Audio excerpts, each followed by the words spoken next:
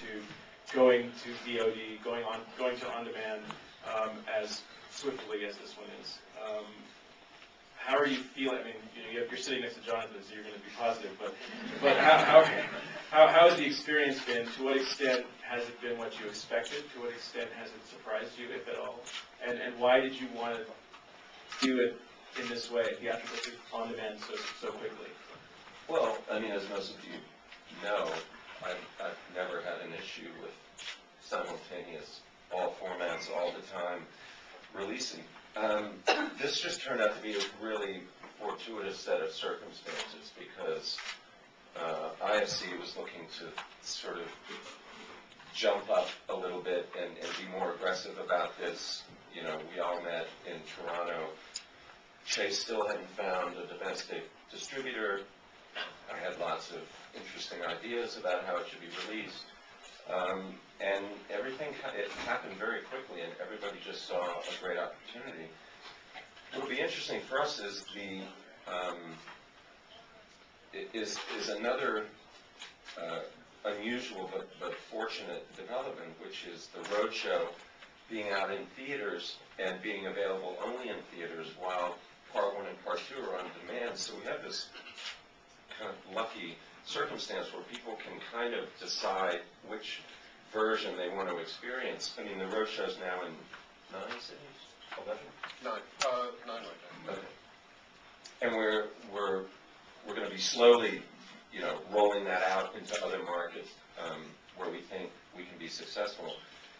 But in the meantime, people who don't have 5 hours to blow can click through their on-demand menu and find it that way. So for us, when you don't have a lot of cash to throw out into the marketplace in a sort of traditional way, and yet people have heard about the film, they've seen the press on it, and they don't live in a town, perhaps, that has an art house theater, because of this, because of working this way, it's very difficult for us to get into chain cinemas. We're sort of blocked from that opportunity. So it's great for somebody who doesn't live in a metropolitan area who's been reading about the film and they want to see it. Now they can see it. So for me, it's a great situation. I wonder from the perspective of the filmmaker and also from the producer's point of view and those who are financing films, to what extent this requires a sort of change in thinking in terms of the way you expect revenue to be generated by a movie, because it's coming in different ways from different places. Is there a learning curve? Is there an adjustment that has to be made as a filmmaker when you think about adapting to a different model or exploring a different model? Not to me. I'm a big fan of $1 is $1, and I would love to see the sort of financial structure of the business change to reflect that. I think for a lot of filmmakers, the bigger issue is the having to let go to some extent of the fantasy of having your movie in a lot of theaters.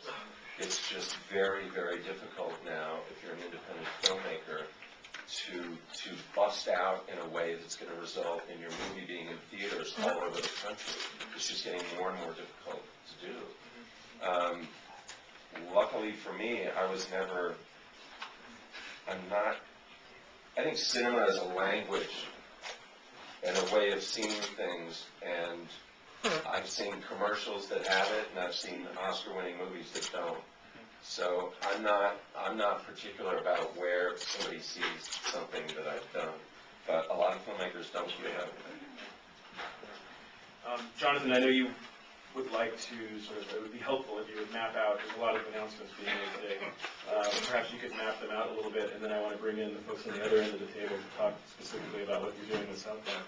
Maybe you could sort of set the stage here. Okay, well, Eugene and I were talking earlier, Festival Direct, which I can just, this is a rare opportunity where we have all of the entertainment press here. And, I just sort of like to thank somebody. The guy who came up with the idea for Festival Direct is Josh Stahan, but Josh has been a huge supporter of the independent film industry for a very long time. Kind of sits back in the shadows, but from the launch of IC to the acquisition of Sundance, this is a group I don't think realizes who's somebody who's such a driving force behind this industry and the growth in